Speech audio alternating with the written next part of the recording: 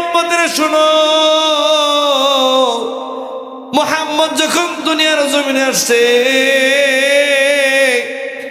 আমি মুহাম্মদের যখন আমার কোলের মধ্যে নিলাম, আমি দেখতে পাইলাম মুহাম্মদ তার জবান ঠোঁটটা লেরা কি যেন বলে। আমি কানটা লাগাইয়া দেখি আমার শিশু মুহাম্মদ বলে, ইয়া রব্বি হাবলি উম্মতি। বলেন সুবহানাল্লাহ। আমার আপনার নবী 63 বছর জিন্দেগি উম্মতের চিন্তায়, উম্মতের মায়ায় কাটাইছে রে উম্মত। আজকে নবীর মায়ায় উম্মত তরত লাগে না, উম্মত নবীর মায়া লাগে না। অথচ আমার নবী দুনিয়ার জীবদ্দশায় উম্মতের জন্য কাঁদছে। এখনো মদিনায় রওজা তাহারের ভিতরে উম্মতের জন্য কান্দে। মদিনার মধ্যে 3 দিন যাবত নবী নিখোঁজ, নবীর খোঁজ খবর নাই।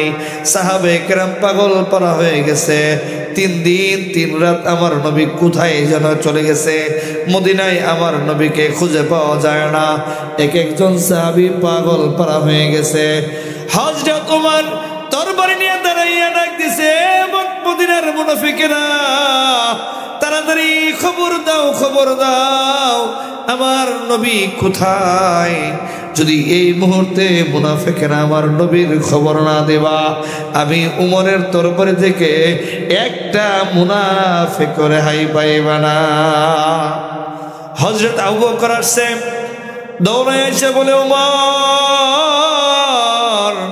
পাগলামি করিও না, পাগলামি করিও না, চলো নবীর খুঁজে বের হয়ে যায়। হযরত উমর তরবারি রেখা একজন সাহাবী এক দিকে রওনা হয়ে গেছে নবীর খোঁজ করতে। কারণ 3 দিন হয়ে গেছে আমার নবীকে খুঁজে পাওয়া যায় না। একজন সাহাবী একদিকে রওনা হয়ে গেছে। হযরত আবু বকর মতন একজন সাহাবী মদিনা থেকেও দূরে পাহাড়ি অঞ্চল দিয়ে যাচ্ছিলেন।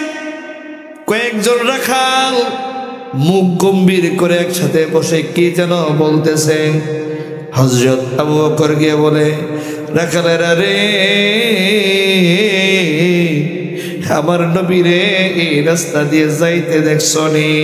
3 দিন যাবত আমার নবীর কোনো খোঁজ নাই। পাগল হয়ে গেছি রে, আমরা নবীর সন্ধানে বের হয়েছি। দেখছো কি আমার নবীরে এই রাস্তা দিয়ে যাইতে দেখছনি? রাখালেরা বলে, তুমি কে চিনি না, মুহাম্মদকে তাও আমরা চিনি না। আবু বকর ডাক দিয়ে বলে, এ রাখালেরা, আমি আবু বকর, আমার নবীরে 3 দিন যাবত খুঁজে পাওয়া যায় না। চিনোনি এমন কোন লোক এদিক দিয়ে গেছে নে? রাখালেরা বলে, তোমার নবী চিনি না, আমরাই তো বড় বিপদের মধ্যে পড়ে আছি, আমাদের বিপদের শেষ নাই। আবু বকর ডাক দিয়ে কয়, রাখালেরা তোমাদের কি বিপদ একটুকে জানতে পারি? রাখালেরা ডাক দিয়ে কয়, আবু বকর, এই মাঠ হলো আমাদের এমন এক জায়গা, সবাই আমাদের উট বকরিগুলো এখানে এই না খাবার খাওয়াই, গাছ খাওয়াই, এখান থেকে তারা আহার করে। কিন্তু আজকে 3 দিনের মতো হয় একজন লোক ওই পাহাড়ের পাদ দেশে সেজদায় পড়ে আছে। এই লোকটা যখন থেকে এখানে আসছে রে, আমাদের উটগুলো গাছও খায় না, পানিও খায় না, এই পাহাড়ের দিকে তাকাইয়া তাকাইয়া কান্দে। তোমার কাছে একটা অনুরোধ, যদি পারো এই লোকটারে পাহাড় থেকে সরাইয়া নিয়ে যাও। আজকে 3 দিন যাবত এই লোকটা এখানে পড়ে আছে, আমাদের উটগুলো বকরিগুলো মুখিয়ার গাছে আর পানির মধ্যে মুখ লাগায় না। বলেন না সুবহানাল্লাহ। হযরত আবু বকর বলে, রাখালেরা কোথায় রে সেই লোকটা, আমার একটু দেখাইয়া দাও। মনে হয় রে এই লোক আমার নবী ছাড়ার কেউ না। হযরত আবু বকর দৌড়ে পাহাড়ের উপরে উঠলেন। ওইটা দেখে ঠিকই আমার আপনার নবী, এতিম নবী, উম্মতের জন্য পাহাড়ের মধ্যে পয়রা উম্মতের চিন্তায় নবী আমার কাঁদতেছে। এ নবীর উম্মতেরা শোনো, আজকে আমরা নবীর জন্য মোহাব্বত নাই, মায়া নাই, ভালোবাসা নাই, অথচ সেই নবী তোমার আমার জন্য নিজের জীবনটারে জীবন রাখে নাই। 3 দিন যাবত না খেয়ে পড়ে আছে। হাসান হুসাইনের খবর নাই। যে ফাতেমাকে নবীজি বলছেন ফাতিমা তু বিদাতু মিন্নি, ফাতেমা হলো আমার কলিজার টুকরা। নবীজি বলছেন ফাতেমা আমার কলিজার টুকরা। ফাতেমারে সারা নবীজি এক মুহূর্ত থাকতে পারেন না, অথচ সেই ফাতেমার খবর 3 দিন যাবত নাই। আমার নবী সাজদায় পড়ে কান্দে। আবু বকর গিয়ে ডাক দিয়ে, ইয়া রাসূলুল্লাহ, আমি আসছি, আর কাঁদতে হবে না, আমি না আপনার হিজরতের সাথী, আমি আবু বকর আসছি, মাথা ওঠান, মাথা ওঠান। হযরত আবু বকর ডাকেন আর আমার নবী উম্মতের জন্য কান্দে। আবু বকর দীর্ঘ সময় নাই কেউ, আবু বকর ডাক দেখো, ইয়া রাসূলুল্লাহ, সাক্ষী থাকেন, আমার আল্লাহরে সাক্ষী রেখে ওয়াদা করলাম আমি ইসলাম গ্রহণের পর থেকে আজকে পর্যন্ত যত নেক আমল করেছি আপনার গুনাহগার উম্মতের নাজাতের জন্য কুরবানি করে দিলাম। চিল্লায় কোন সুবহানাল্লাহ। হযরত ওমর বললেন, আমার নেক কুরবানি করলাম। আমার নবী মাথা উঠায় না। খবর দিলেন হযরত উসমান গেছে, হযরত আলী গেছে। উসমান বলে, ইয়া রাসূলুল্লাহ, মাথা উঠান, মাথা উঠান, আমি আমার নেকি, আমার সারা জীবনের নেক আমল আপনার উম্মতের নাজাতের জন্য দিলাম। নবী আমার মাথা উঠায় না। হযরত আলী বলে, ইয়া রাসূলুল্লাহ, 10 বছর বয়সে ইসলাম গ্রহণ করেছি, আপনার উম্মতের নাজাতের জন্য আমার নেকি দিয়ে দিলাম। নবী মাথা উঠায় না। আবু বকর ডেকে বলো, আলী রে তাড়াতাড়ি যাও, হাসান হুসাইন সারা আর ফাতিমা সারা নবী রে বাঁচাই নেওয়া সম্ভব হবে না। হযরত আলী দৌড়ে আসলেন ফাতিমার কাছে, ডাক দিয়ে বলে, ফাতিমা, ও ফাতিমা, চলো, হাসান কই, হুসাইন কই, লইয়া সরে, বাবার খোঁজ পেয়েছি। ফাতেমা বলে, আলী রে, কোথায় রে আমার বাবা? 3 দিন যাবত আমি আমার বাবার চেহারা দেখি না। হযরত আলী বলে, চলো চলো, বাবা আজকে 3 দিন যাবত উম্মতের চিন্তায় ব্যস্ত। হযরত হাসান আর হুসাইন রে নিয়া ফাতেমা দৌড়াইয়া গেলেন। ডাকে, বাবা গো, সবার কাছ থেকে যখন তুমি চলে আসতা, আমি ফাতেমার কাছে আইসা তুমি শেষ সময়ে বসতা, আমি ফাতেমা আসছি, মাথা ওঠাও, আজকে 3 দিন যাবত তোমারে দেখি না, আমি পাগল হয়ে গেছি, মাথা ওঠাও, নবী আমার উম্মতের জন্য পড়ে আছে। ফাতেমা ডাক দিয়ে কই, বাবা, যে উম্মতের জন্য আজকে 3 দিন পড়ে আসো, আমি ফাতেমারে ভুলে গেছো? আমি ফাতেমার সারা জীবনের নেকি তোমার উম্মতের নাজাতের জন্য দিয়ে দিলাম। নবী আমার মাথা উঠায় না। এবার ফাতেমা হযরত হাসান আর হুসাইন রে 2 হাতে ধইরা ডাক দিয়ে কই, বাবা গো,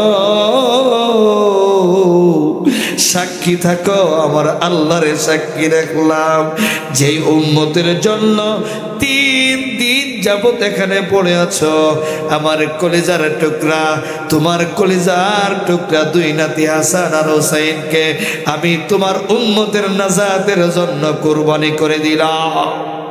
জোরে কোন সুবহানাল্লাহ। নবী আমার মাথা উঠাইলেন, নবী আমার মাথা উঠাইলেন। হাসান আর হুসাইনের 2 ভাইরে বুকে নিলেন, নিয়ে বলতেছে, ফাতিমা, ফাতিমা রে, কি বললি রে ফাতেমা? আমার কলিজা ঠান্ডা হয়ে গেছে। আমি তো চাইছিলাম রে আমার উম্মতের নাজাতের জন্য কুরবানি, আমার আহলে বায়াতের কুরবানি হয়ে গেছে। এইভাবে আমার নবী তোমার আমার জন্য কাঁদছে। আম্মা জানা আয়েশা সিদ্দিকা বলে, দুনিয়ার উম্মতেরা ভালো করে শোনো, আমার তোমার আমার নবীকে বিছানায় নিয়ে ঘুমাইলাম। গভীর রাতে দেখি নবী আমার বিছানায় নাই। ফাতিমা বলে, আমার নবী বিছানায় নাই। ফাতেমা বলে নবীরে না পাই আমি পাগল পারা হইয়া ঘুম থেকে জাগলাম, আমি ওইটা দেখি রে আমার নবী আমার হুজরার ভিতরে সেজদায় পয়রা পয়রা ইয়া রব্বি হাবলি উম্মতি বইলা কাঁদে, বলেন না সুবহানাল্লাহ। হযরত আয়েশা বলে নবী এত বড় সেজদা দিছেন, নবী সেজদা থেকে মাথা উঠায় না, আমি পেরেশান হয়ে গেলাম, না জানি আমার নবী সেজদারত অবস্থায় দুনিয়া থেকে বিদায় নিয়েছে। এত বড় সেজদা আমি আয়েশা নবীর পায়ের মধ্যে চিপটি দিলাম, নবী আমার পাটা একটু লাড়ছে, তখন আমি বুঝলাম আমার নবী এখনো দুনিয়াতে আছে, বলেন না সুবহানাল্লাহ। আম্মা জানা এসে বলি কখনো নবীকে ঘরে পাইতাম না, পাগল হয়ে বের হইতাম, গিয়ে দেখতাম মসজিদে নববীর মধ্যে আমার নবী সেজদায় পড়ে উম্মতের জন্য কান্দে।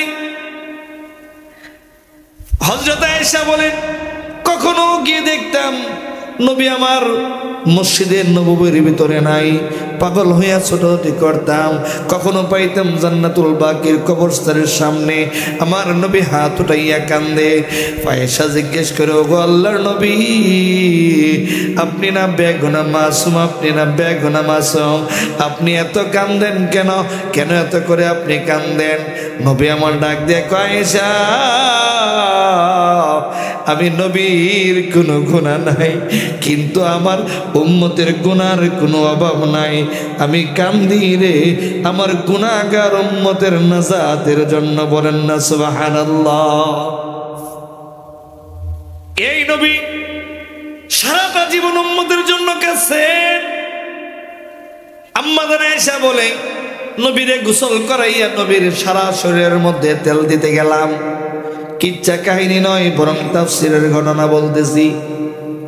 আম্মা জানা আয়েশা বলেন নবীর শরীরে তেল দিতে গেছি, গিয়া দেখি নবীর সারা শরীরের মধ্যে কালো কালো দাগ দেখা যায়। জিজ্ঞেস করলাম ইয়া রাসূলুল্লাহ জীবনে কখনো কি আপনার বসন্ত গোটা হয়েছিল? না না না আমার বসন্ত গোটা হয় নাই। ইয়া রাসূলুল্লাহ জানতে চাই এই কালো কালো হাজার হাজার দাগ দেখা যায়, বসন্ত গোটা না হইলে কালো দাগগুলো কেমন হইল? আম্মা জানা এসে বললেন ইয়া রাসূলুল্লাহ কেমনে কালো দাগ হইল, হাজার হাজার কালো দাগ? নবী আমার চোখের পানি ছেড়ে বলে আয়েশা নিবানো আগুনটা আবার আমার মনে জ্বালাইয়া দিলি রে আয়েশা। আয়েশা রে যখন মক্কার লোকেরা চতুর্দিক থেকে আমারে আঘাত করত, দিনের দাওয়াত নিয়ে গেলে আমারে যখন মক্কার লোকেরা মারত রে আয়েশা, আমি আমার মক্কার সবার মায়ের অতিষ্ঠ হইয়া ভাবছিলাম রে আমার দুধমা হালিমাতুস সাদিয়ার বাড়ি তায়েফের ময়দানে আমি 6 বছর থাকছি, মনে হয় তায়েফের যুবকেরা আমারে চিনবে, আমার দাওয়াত তারা গ্রহণ করবে। আমি বুক ভরা আশা নিয়া মক্কা থেকে তায়েফে দাওয়াত নিয়ে গেছিলাম, কিন্তু রে আয়েশা দুঃখজনক ব্যাপার, আয়েশা যখন আমি তায়েফে গেছি মক্কার কাফেররা আমি যাওয়ার পূর্বেই খবর তায়েফের ময়দানে পাঠিয়ে দিছে মুহাম্মদ নামের পাগল আসতেছে, তোমরা তায়েফে তার জায়গা দিও না, সে একটা পাগল। আয়েশা রে আমি তায়েফে গিয়ে যাওয়ার মাত্রই দেখি হাজার হাজার তায়েফের যুবকেরা পাথর হাতে নিয়ে দাঁড়ায় আছে। আমি মুহাম্মদের দেখা তায়েফের যুবকেরা আমারে পাথর মারতে শুরু করছে, এমন ভাবে পাথর মারছে রে আমি বেহুশ হয়ে জমিনের ভিতরে পড়ে গেছি। আয়েশা এ আয়েশা আমি নবীর পাথর মারতে মারতে বেহুশ করে ফেলছে, আমি জমিনে পড়ে গেছি। কিছুক্ষণ পরে আমার জ্ঞান ফিরলে আবার আমারে দুইজনে দইরা দাঁড় করাইয়া আবার আমারে পাথর মারতে শুরু করছে। আমারে এমন ভাবে মারছে রে এক একটা পাথর আমার গায়ের মধ্যে বিঁধে গেছে, আমি আবার বেহুশ হয়ে জমিনে পড়ে গেছি। আবার আমারে দুইজনে দইরা উঠাইয়া আবার পাথর মারছে, আবার আমি বেহুশ হয়ে পড়ে গেছি। যায়েদ ইবনে হারেসা আমারে নিয়ে খেজুর বাগানের ভিতরে, আঙ্গুর বাগানের ভিতরে নিয়ে গেলেন। আমার পা তোর খুলছে আর রক্তগুলো ফিনকে দিয়ে বের হয়েছে। আমার সারা শরীরের মধ্যে একটু জায়গাও বাকি রেখে নাই যেখানে পাথর বেঁধে নাই। আয়েশা রে, আমি আমার ওই দিনের কথা এখনো বলতে পারি নাই। ইয়া রাসূলুল্লাহ, এই দাগগুলো কি সে আঘাতের চিহ্ন? নবী বলে হ্যাঁ, ওই আঘাতের চিহ্ন।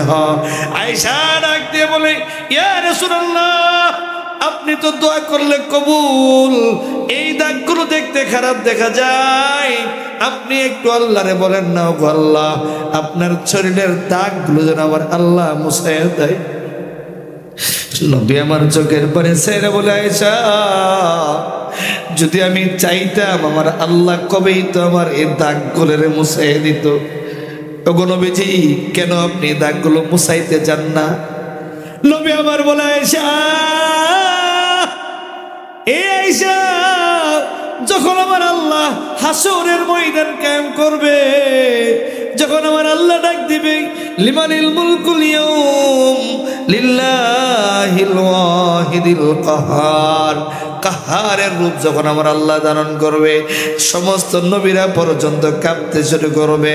আমার আল্লাহ যখন মিজানের পাল্লা দাঁড় করে দিবে, আমার গুনাহগার উম্মত যখন আমার আল্লাহর কাঠ করে আসামি হয়ে যাবে রে, আমার গুনাহগার উম্মত যখন নেকি দিয়া ছুটতে পারবে না, আমার গুনাহগার উম্মত যখন আমার আল্লাহর কাঠ করাই ধরে পড়ে যাবে, আমি মুহাম্মদুর রাসূলুল্লাহ আমার শরীরের প্রত্যেকটা দাগের বিনিময় আমার হাজার হাজার গুনাহগার উম্মতের আমার আল্লাহর কাছ থেকে ছুটাইয়া জান্নাতের ভিতরে ঢুকাবো। বলেন সুবহানাল্লাহ।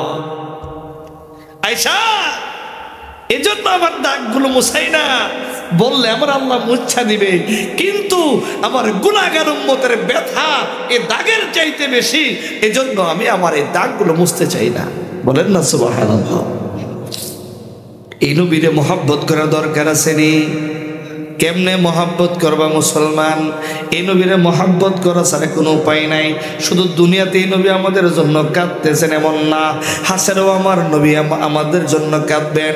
আম্মা ফাতেমা তো জোহরা বলে, আব্বা গো, ও আব্বা, একটা ঠিকানা দিয়ে যান, হাসরের ময়দানে কোথায় গিয়ে খুঁজলে আপনি নবীরে পাবো? যদি আটকা পইরা যায়, কোথায় গিয়ে তালাশ করলে আপনার খোঁজ পাবো? নবী আমার ডাক দিয়ে কই, ফাতেমা, যদি আমারে পাইতে চাও, আমারে তালাশ করো রে হাউজে কাউসারের গোড়ায়। সুবহানাল্লাহ। কার ফাতেমা ডাক দিয়ে কই, আব্বা, হাউজে কাউসারের গোড়ায় কি করবেন? নবী আমার ডাক দিয়ে কই, ফাতেমা, আমার গুনাহগার উম্মতের যখন মাথার সোয়াদ উপরে সূর্য আসবে, পায়ের নিচে আমার স্বামী জমিন হয়ে যাবে, সূর্যের তাপে আমার গুনাহগার উম্মতেরা পাগল পারা হয়ে যাবে, আমি হাউজে কাউসারের মালিক হইয়া আমার গুনাহগার উম্মতের আমার হাউজে কাউসারের পানি পান করাইব। বলেন সুবহানাল্লাহ। ফাতেমা বলে, বাবা, যদি হাউজে কাউসারের গোড়ায় না পাই, কোথায় যাইবার একটা ঠিকানা চাই।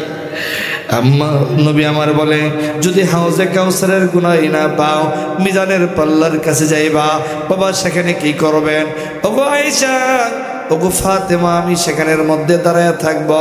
আমার গুনাহগার উম্মতের মিজানের মধ্যে নাকি বদের ওজন দেওয়া হবে। নেক বদের ওজন দিতে গেলে আমার গুনাহগার উম্মতের আসামি হয়ে যাবে। আমি আমার প্রত্যেকটা উম্মতের মিজানের পাল্লা থেকে সরাইয়া দেব। বলেন সুবহানাল্লাহ। আমার প্রাণের ভাইরা, ফাতেমা বলে, বাবা, যদি মিজানের কুড়াই না পাই, কোথায় যাইব? নবী আমার ডাক দিয়ে কই, ফাতেমা, যদি আমার এই মিজানের কুড়াই না পাও রে, আমারে তালাশ কইরো ফুল সিরাতের গুড়াই গিয়া। সুবহানাল্লাহ। কর ফাতেমা বলে, বাবা ফুলসিরাতের গোড়ায় কি করবেন? নবী আমার ডাক দিয়া কয়, আমি যে আমার উম্মতের মিজানে সেভ করতে পারলাম না, জাহান্নামের টিকিট নিয়া ফুলসিরাতের গোড়া দিয়া যখন যাইতে চাইবে, ফুলসিরাতটা এমন হবে 30,000 বছরের রাস্তা, চুলের চাইতে চিকন হবে, হীরার চাইতে দার হবে, জাহান্নাম নিচে অবস্থিত থাকবে, গুনাহগাররা পাড়া দিবে, পা কেটে জাহান্নামে নিক্ষিপ্ত হবে। ওই সময়ে আমি আমার গুনাহগার উম্মতের, আমার মহাব্বতকারী উম্মত গুলারে ধরে ধরে আমি নবী নিজে ফুলসিরাত পার করে দেব। বলেন সুবহানাল্লাহ। এই নবীর ভালোবাসার দরকার আসেনি? বলেন আসেনি? আরো জোরে কোন আসেনি? আমরা নবীর মোহাব্বত করি মুখে মুখে, অথচ নবীর মোহাব্বত আমাদের ভিতরে নাই। নবীরে মোহাব্বত করার একটা মাপকাঠি আছে নাকি নাই? আছে নাকি নাই?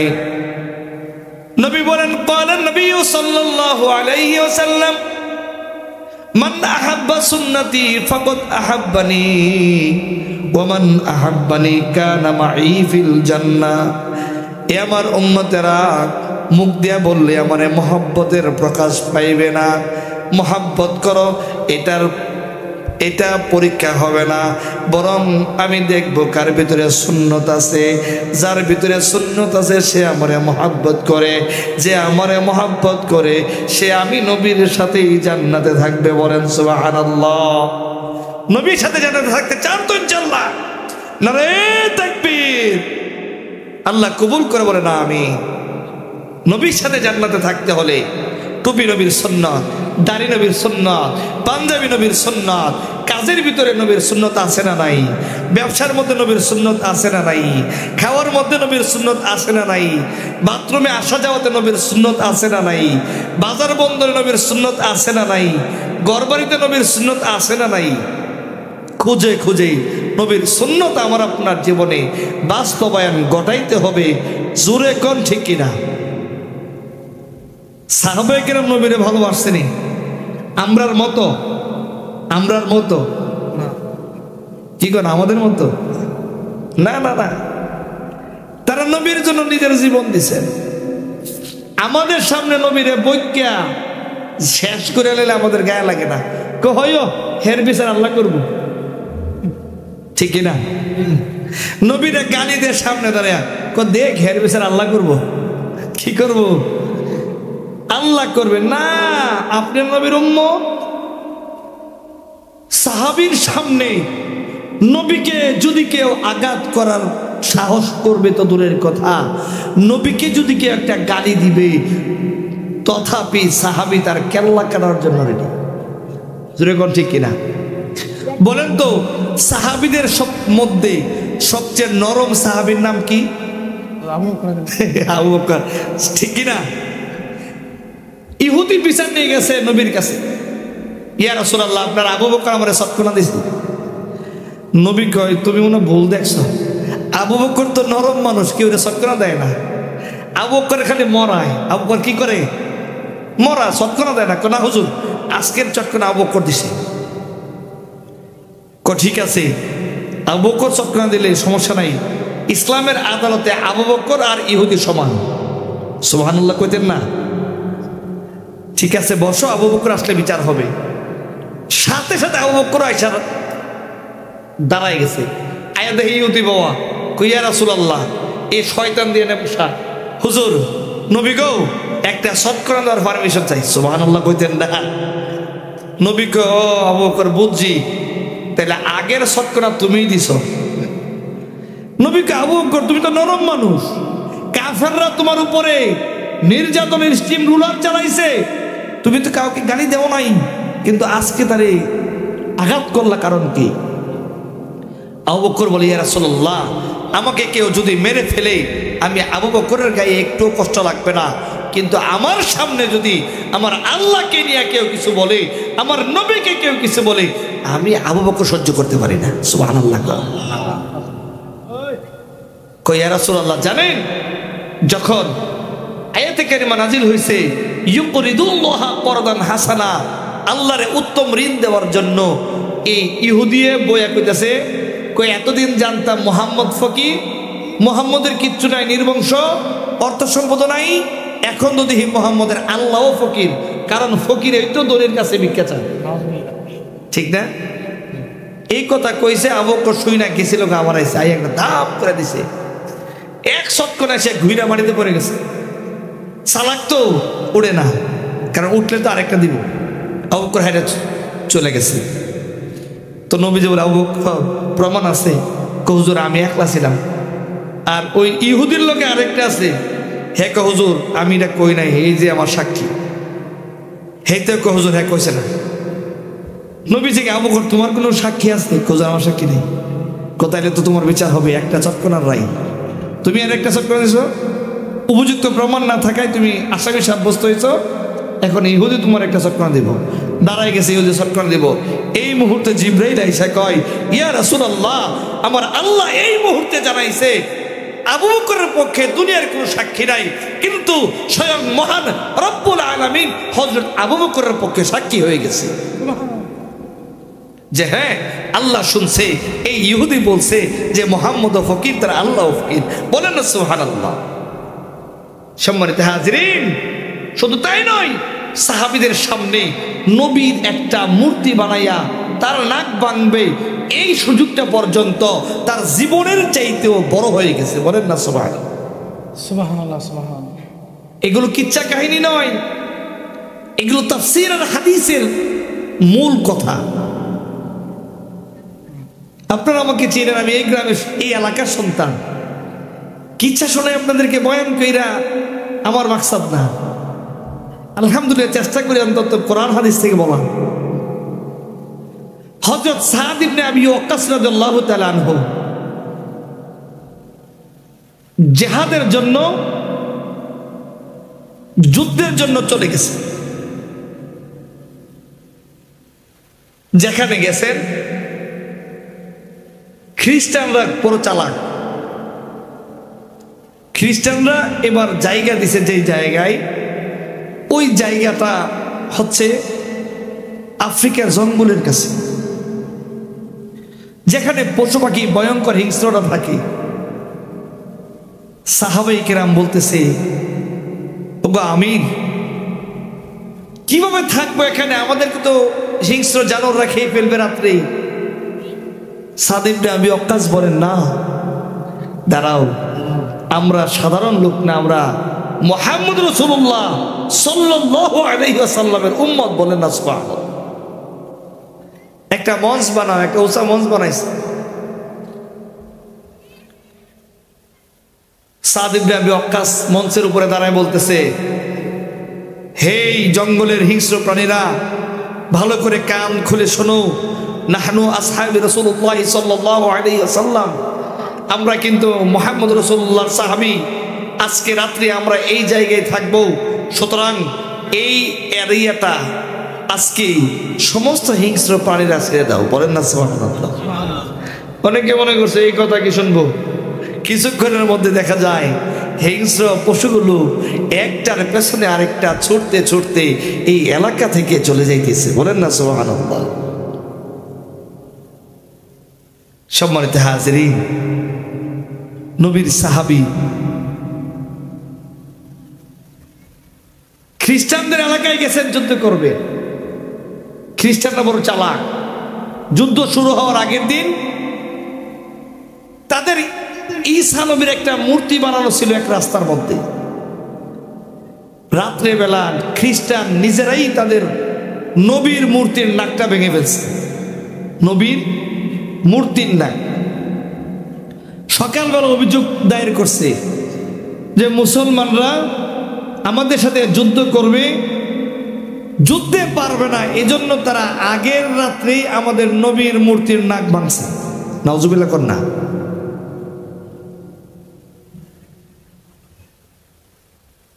আমরা প্রতিশোধ হিসাবে এই মোড়ের মধ্যে মুহাম্মদ নামের একটা মূর্তি বানাবো। আমরা জনসম্মুখে মুহাম্মদ নামের মূর্তির নাকটা ভাঙব। নাউজুবিল্লাহ বলবেন না। অর্থাৎ কৌশল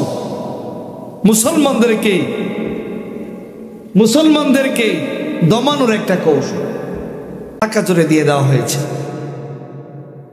যে মুসলমান সেনাপতির নাক কাটা হবে।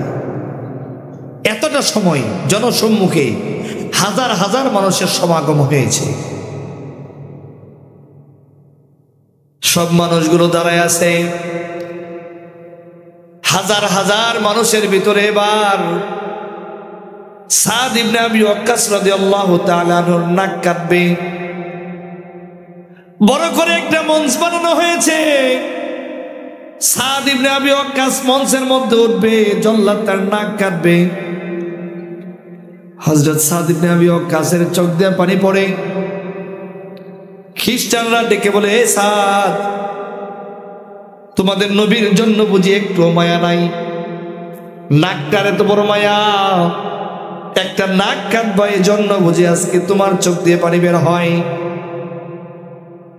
আল্লাহর পয়গম্বরের সাহাবী হযরত সাদ ইবনে আবি ওয়াক্কাস ডাক দিয়ে বলে, এ খ্রিস্টানেরা ভালো করে শোনো, নাকের জন্য কান্দি না, বরং কান্দি রে আমার মনের ব্যথায়। জোরে কোন সুবহানাল্লাহ। আল্লাহর নবীর সাহাবী ডাক দিয়া কয়, নাকটা কাটবো এজন্য কান্দি না, কান্দি রে আমার মন চাইতেছিল আমি যেন আরো বড় কিছু পরীক্ষা আমার সামনে আসে। এ খ্রিস্টানেরা ভালো করে শুন, যখন হাসরের ময়দান কায়েম হয়ে যাবে, আমার নবী মাকামে মাহমুদের মধ্যে দাঁড়ায় থাকবে। যখন গলা কাটা শহীদগুলো, নবীর প্রেমে পড়ে যারা গলা কাইটা শহীদ হয়েছে, যারা জীবন বিলাইয়া দিয়া শহীদ হয়েছে, তারা যখন নবীর সামনে যাবে, তাদের সামনে আমি নাক কাটা আশিকে রাসূলের কি মূল্য আছে বলেন না সুবহানাল্লাহ। সাদ ইবনে আবি ওয়াক্কাস কয়, গলা কাটা আশিকে রাসূলের সামনে আমি নাক কাটা আশিকে রাসূলের কি মূল্য হবে?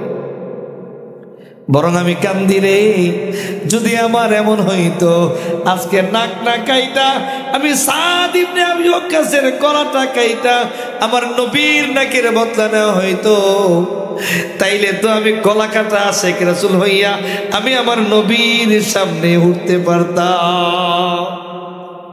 সাদ ইবনে আবি ওয়াক্কাস দাঁড় হয়ে গেছে। সাদ ইবনে আবি ওয়াক্কাসের নাক কাটবে।